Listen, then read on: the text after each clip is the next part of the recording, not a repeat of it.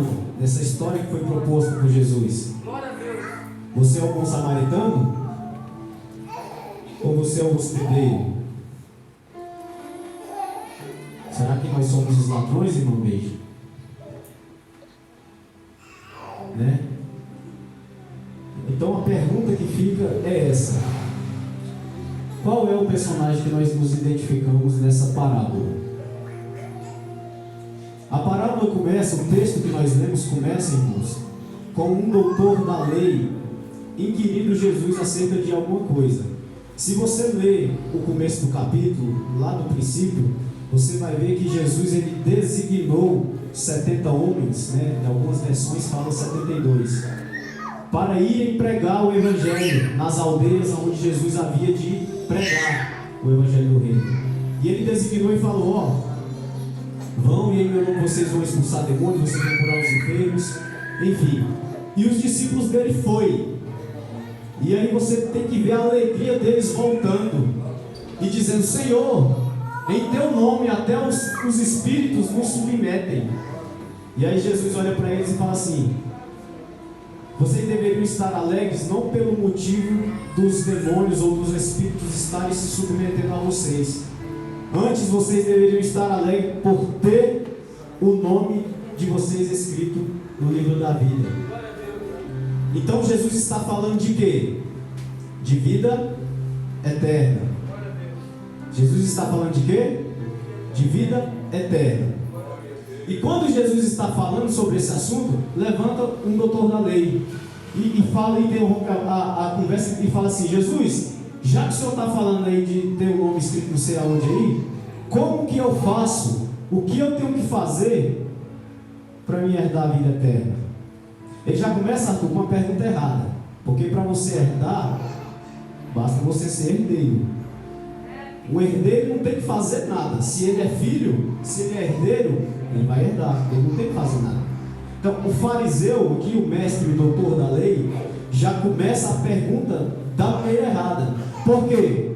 Porque no fundo ele não queria aprender, ele queria só colocar Jesus à prova. Porque tem muita gente que se levanta para perguntar, não é porque ele quer aprender, é porque ele quer colocar você, Nelson, numa enrascada, para ver se você sabe mesmo do que você está falando.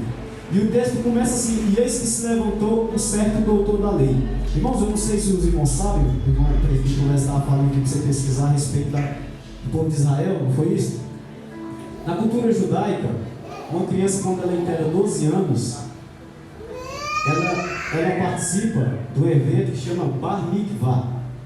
É onde ela vai ler a Bíblia. E os 5 primeiros livros ele recita quase que de cor, a Torá. Ele sabe tudo. Uma criança de 12 anos, o judeu ele aprende a ler lendo Bíblia, irmãos, né? Agora você imagina um cara que fez uma faculdade, estudou, ele é mestre de mestres, é doutor da lei. A Bíblia não coloca esse título nele, doutor da lei, por acaso. Ele sabe.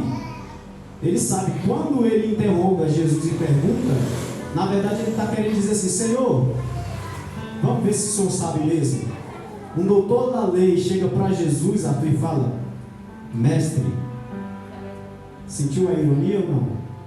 Um doutor chega para um leigo que nunca participou de uma faculdade e fala: mestre.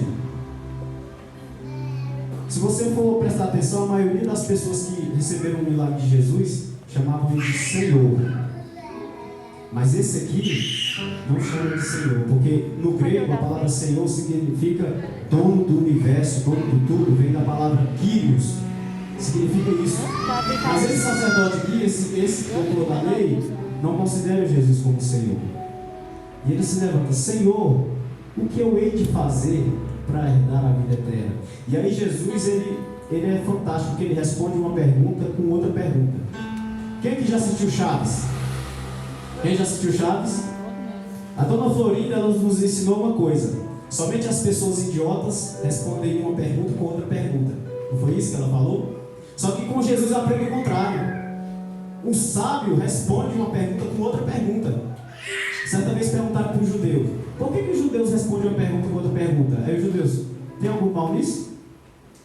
Porque é a forma deles responderem. E Jesus fez uma pergunta. Aliás, uma não, duas. Ele perguntou o que ele tinha que fazer para herdar a vida eterna. E Jesus vai dizer, diz assim, e ele lhe disse, o que está escrito na lei? Ponto de interrogação. Como lês? Porque você saber o que está escrito é uma coisa. Agora você interpretar da maneira correta que são elas. Então Jesus faz duas perguntas. O que está escrito na lei? E em algumas traduções, eu estava falando com o pastor que eu li esse texto aqui em 7 traduções diferentes. Está escrito assim, como você a interpreta? Ou seja, não adianta você saber o que está escrito. Como que você interpreta o que você está lendo? Porque que você sabe o que você está dizendo, eu sei que você sabe, mas como que você interpreta isso que você está me dizendo? E aí, é brincadeira, né? Jesus pergunta para o doutor da lei o que está escrito na lei. Jesus tem umas perguntas que é fantástico. Aí ele vai dizer, ele vai resumir toda a lei e vai dizer: amarás o teu Senhor, teu Deus, de todo o teu coração, de toda a tua alma. Versículo 27. Viu, Sueli? De todo o teu coração, de toda a tua alma, de todas as tuas forças e de todo o teu entendimento. Repita comigo. De todo o teu entendimento. Isso aí não tem na Bíblia. Você pode ir lá em Deuteronômio 6, versículo 5. Não tem.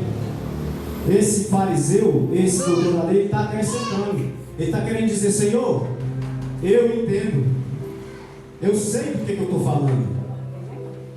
Amarás o teu Senhor, teu Deus, de todo o teu coração, de toda a tua alma. Foi Deus que escreveu isso aí, de Moisés. Ele está falando para Jesus: Senhor, eu entendo o que eu estou falando. Você está achando que eu não sei o que eu estou falando? Eu entendo. Eu estudei. Né? Porque tem gente que não pode nem brincar de pique-esconde, né? Porque ele mesmo se acha. Fariseu. Aí continua o texto: e ao teu próximo como a ti mesmo. Aí Jesus vira para ele e parabeniza ele, fala: parabéns, respondeste bem. Agora faz isso que você está falando, sabe? Porque você saber é uma coisa e fazer é outra. Porque o que muda a nossa vida não é aquilo que a gente aprende, Michel. Não é aquilo que a gente sabe, é o que a gente põe em prática. Mateus capítulo 7, versículo 24, fala que aquele que ouve estas minhas palavras e as pratica, semelhá-lo-ei ao homem prudente que edifica sua casa na rocha.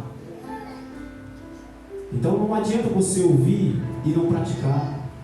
Jesus vira para ele e fala: já que você sabe tudo, já que você sabe o que você está falando para mim, faz isso então, aí você vai viver.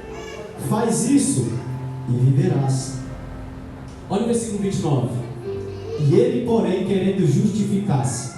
Me responde uma coisa: Jesus acusou ele de alguma coisa aqui? Por que ele está querendo se justificar? Se Jesus não está julgando ele, não está acusando, por que ele quer justificar? Porque o que Jesus falou tocou lá na ferida. Ele viu que não basta só você saber, não basta só você estudar, aprender, se você não praticar aquilo que você está aprendendo. Se você não compartilhar com as pessoas que estão ao seu redor aquilo que você está aprendendo. Dr. Laí Ribeiro, ele diz que o conhecimento ele só serve quando ele é transmitido de pessoa para pessoa. Conhecimento só em mim não adianta de nada, Arthur. Eu tenho que transmitir ele para outras pessoas. Então, Jesus tocou na ferida, falou: ó, faz isso aí que você está me dizendo, que você vai viver. E ele ficou impressionado. Ele não falou, mas tenho certeza que ele deve ter sentido com ele mesmo. Estou no lugar, estou no estreito aqui, meu amigo. Querendo se justificar, disse a Jesus: quem é o meu próximo? Mais uma vez ele vai fazer outra pergunta da maneira errada. Ele faz a pergunta: quem é o meu próximo? A pergunta deveria ser assim: e de quem eu posso ser próximo? Porque assim, às vezes a gente quer que só os outros façam por nós, só os outros que venham a nós, só os outros que façam alguma coisa pra gente, e a gente nunca faz nada por ninguém. Então a pergunta dele deveria ser assim: de quem que eu posso ser próximo? Mas não, quem é o meu próximo? É a desculpa. Quando a Bíblia diz que ele queria se justificar, ele está falando assim: Senhor, sabe o que é? Eu não faço porque eu não sei quem é o meu próximo. Quem é o meu próximo? Mas desculpa. Sabe quando o pastor pede para a gente fazer alguma coisa e depois a gente não faz, aí ele pergunta por que a gente não fez, e a gente, pastor, é porque não deu. É porque aconteceu isso e aquilo outro. Se justifica. Por quê? Porque ele não estava fazendo aquilo que ele está falando, que está fazendo, que sabe. Respondendo, Jesus disse, a pergunta que ele fez, Jesus vai responder a pergunta dele com uma história, só que no final Jesus faz outra pergunta para ele, para responder a pergunta que ele está fazendo. Respondeu Jesus e disse: descia um homem de Jerusalém para Jericó. Repita-se comigo: descia um homem de Jerusalém para Jericó. Eu não sei se os irmãos sabem, Jerusalém está situada a mais ou menos 900 metros de altura acima do nível do mar. Jericó está a 300 metros abaixo do nível do mar. Então nós estamos falando aí do declive de 1.200 metros, mais ou menos. Por isso que ele fala descia. Só que é o seguinte, a gente tem que trazer isso para os nossos dias. Sair de Jerusalém e descer para Jericó representa sair do centro da vontade de Deus e se distanciar dela. Jerusalém aqui representa o centro da vontade de Deus, a morada do Altíssimo, onde Deus habita. Então esse homem está indo pelo caminho errado, ele está desobedecendo, ele está saindo da presença de Deus e indo para Jericó. Jericó, irmãos, é uma cidade tão amaldiçoada que Deus prometeu para Josué que quem tentasse ou quem reconstruísse essa cidade ia sofrer. E se você for estudar, os dois homens que tentaram reconstruir essa cidade, as suas famílias padeceram muito. Então, esse homem aqui, Arthur, ele está descendo de Jerusalém para Jericó, está saindo da presença de Deus, Michel, está desobedecendo, está indo para um lugar longe da presença de Deus. E quando nós tomamos certas atitudes de sair da presença de Deus, salteadores estão nos olhando para que eles se alimentar das nossas decisões mal tomadas. A Bíblia diz que ele descia e caiu nas mãos dos salteadores, os quais o despojaram e, espancando, se retiraram, deixando o meio morto.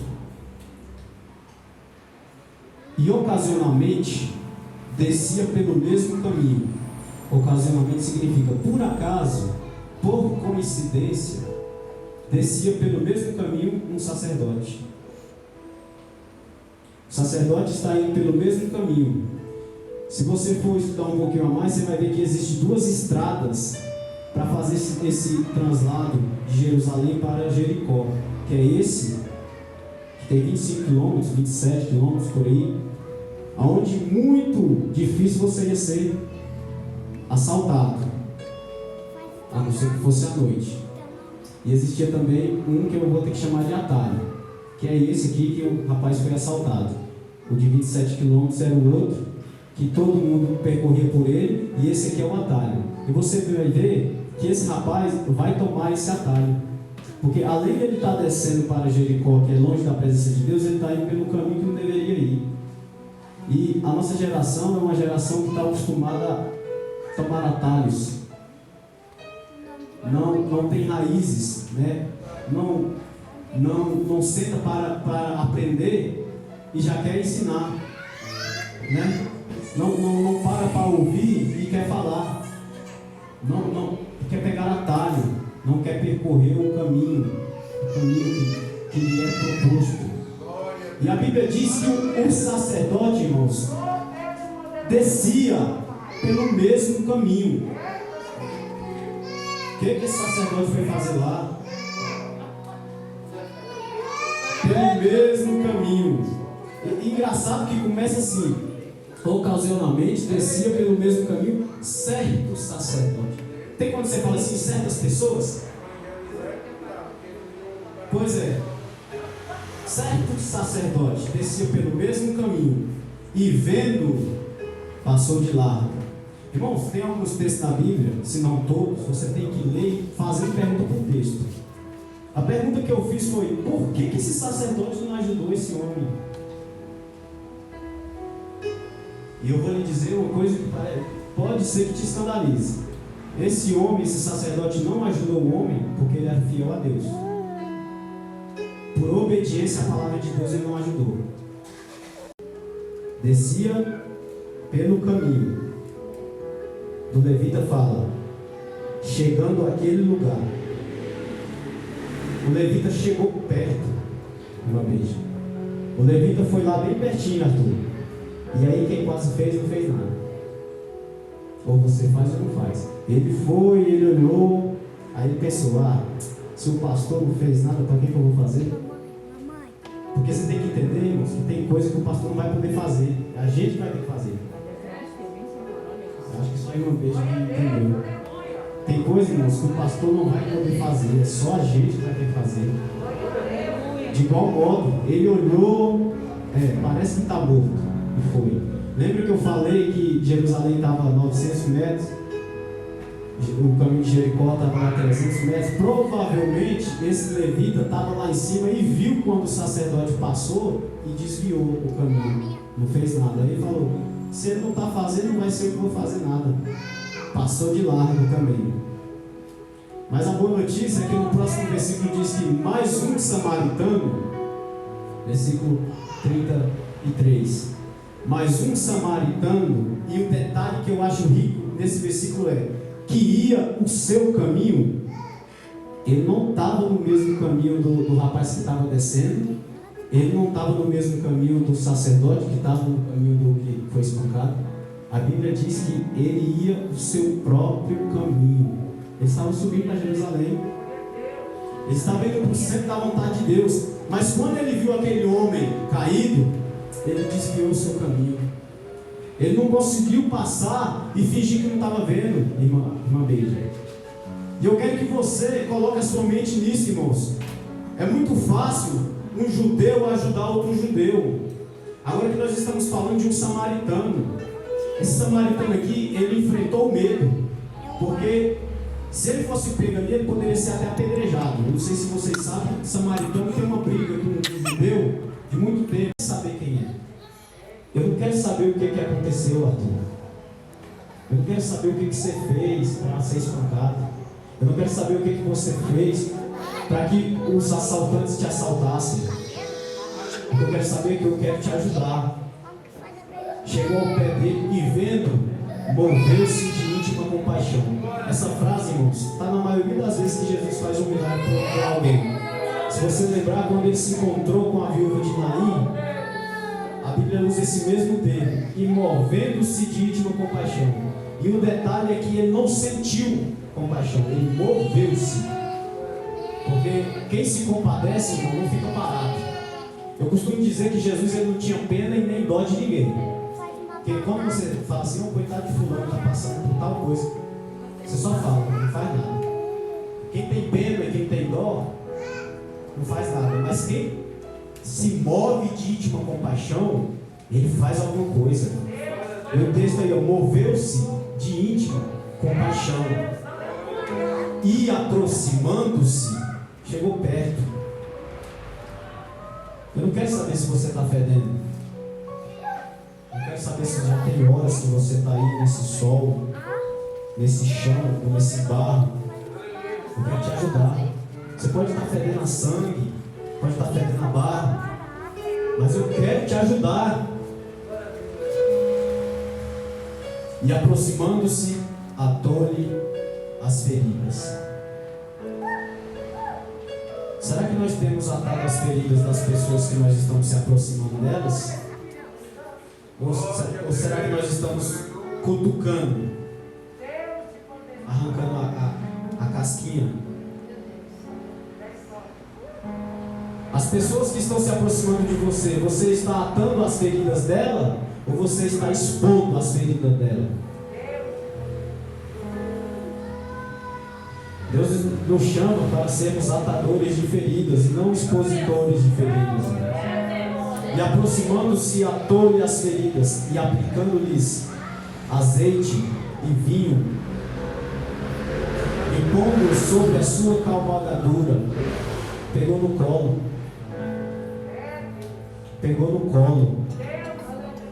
trocou de lugar com ele. Ele estava montado na sua cavalgadura, não sei se era cavalo, jumento, camelo, não interessa. Trocou de lugar com ele, pegou no colo, Nelson, e colocou na sua cavalgadura, e levou para uma estalagem. Só que ele levou para a estalagem, não foi para abandonar ele lá e falar, ó, se vira aí, não. Olha lá no finalzinho. E cuidou dele.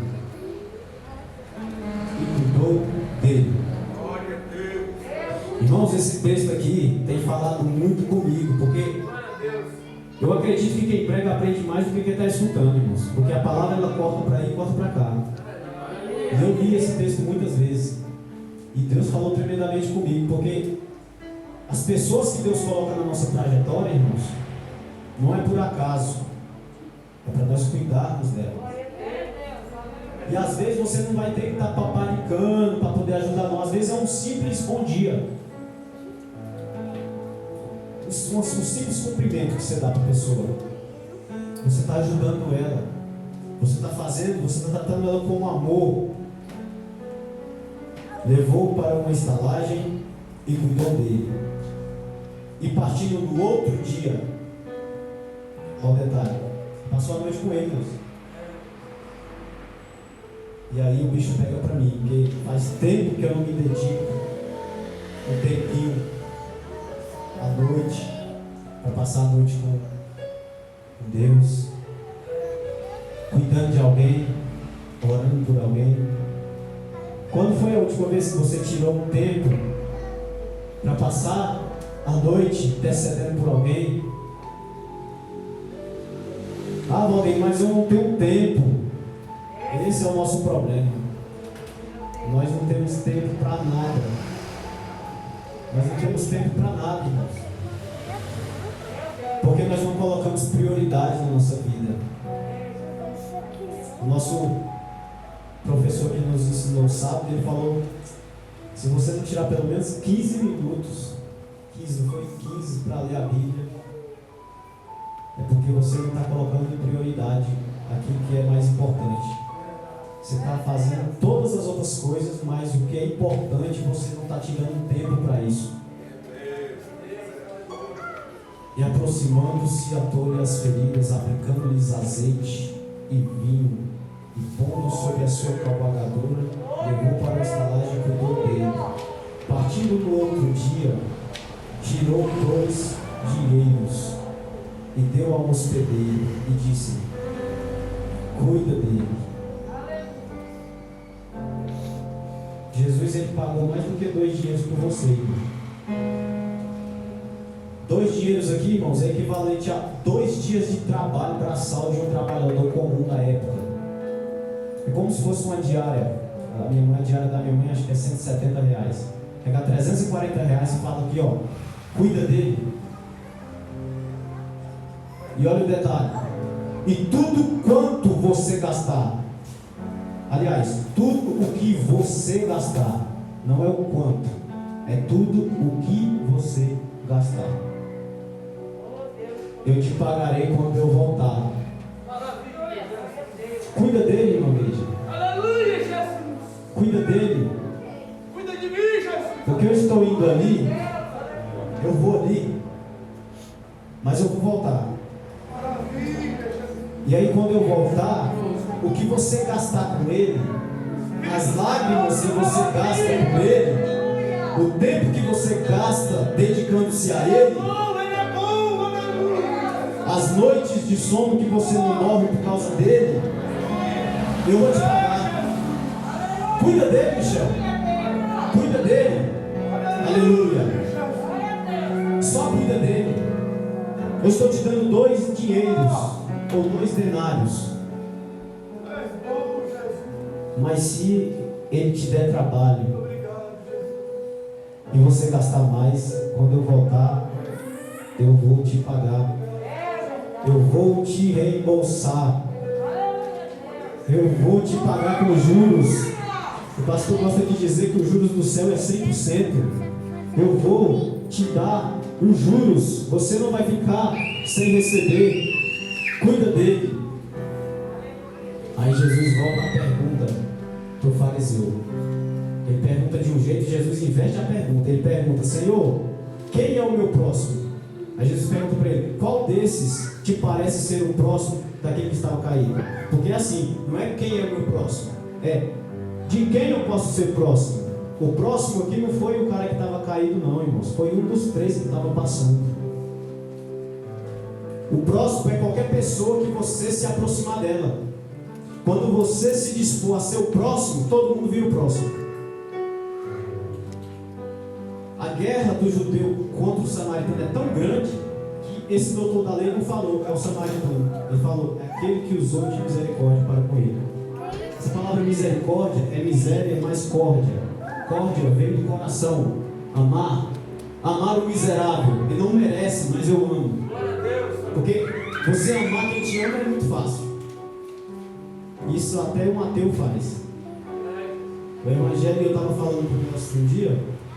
Deus falou assim: mas como que eu vou perdoar se eu não fiz nada? Eu falei: pois é, irmão, a matemática de Jesus é o contrário do normal. Porque ele diz que se você foi magoado, é você que tem que pedir perdão.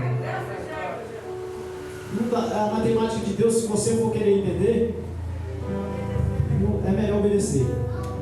Eu estava conversando com o Davi, com meu filho, antes de ir para a igreja domingo. Aí ele estava falando, perguntando: cadê Deus, cadê Jesus, cadê o Espírito Santo e tal. Aí eu sei que no meio da conversa, eu toquei no assunto que nós ia casar com Jesus. Aí, Jesus é mulher para casar com nós? Porque a criança é inteligente, irmão. O problema nosso é esse, que às vezes a gente quer usar a nossa inteligência para entender as coisas de Deus e não dá certo, irmão. Não dá certo se você querer usar a inteligência. É crer mesmo. É crer.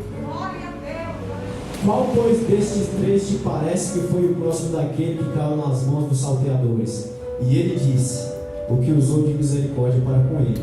Disse, pois, Jesus: vai e faze da mesma maneira. Faz da mesma maneira que esse samaritano fez. Não olha para quem é que está caído.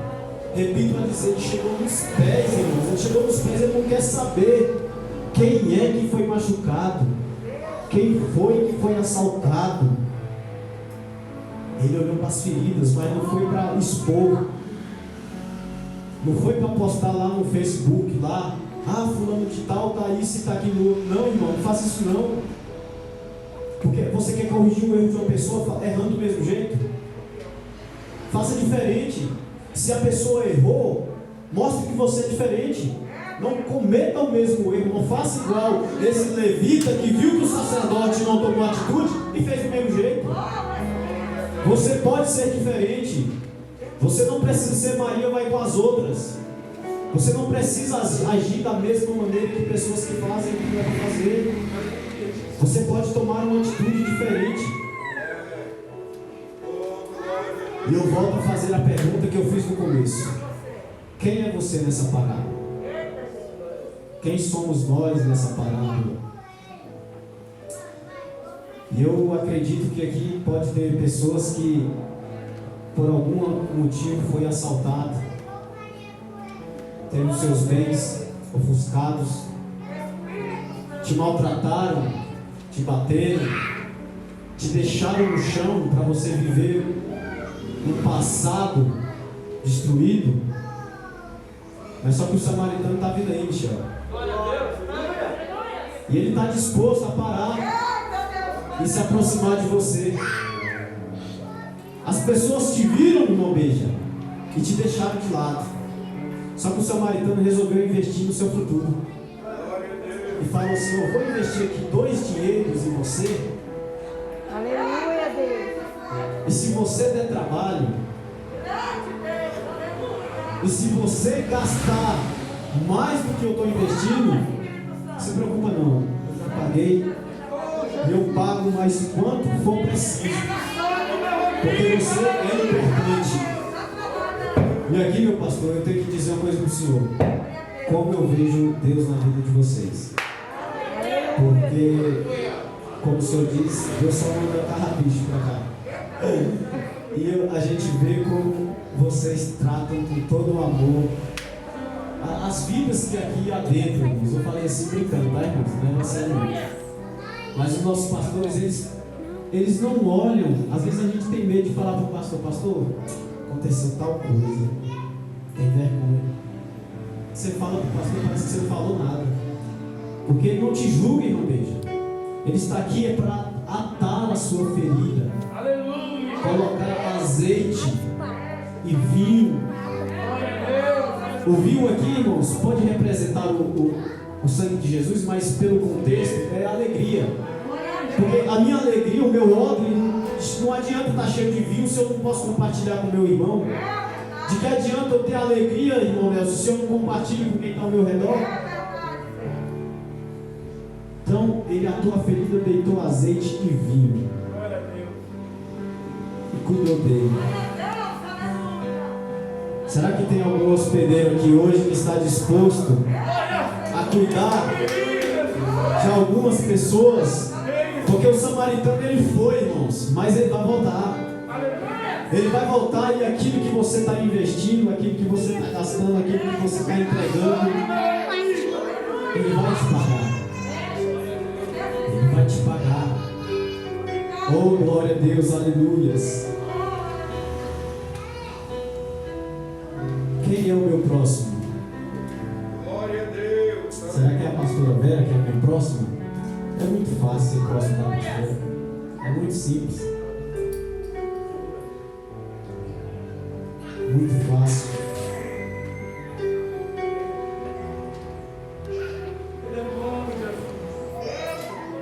Glória a Deus, aleluias.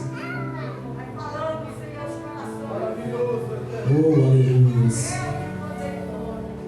Glória a Deus. Será que nós estamos dispostos a gastar um tempinho?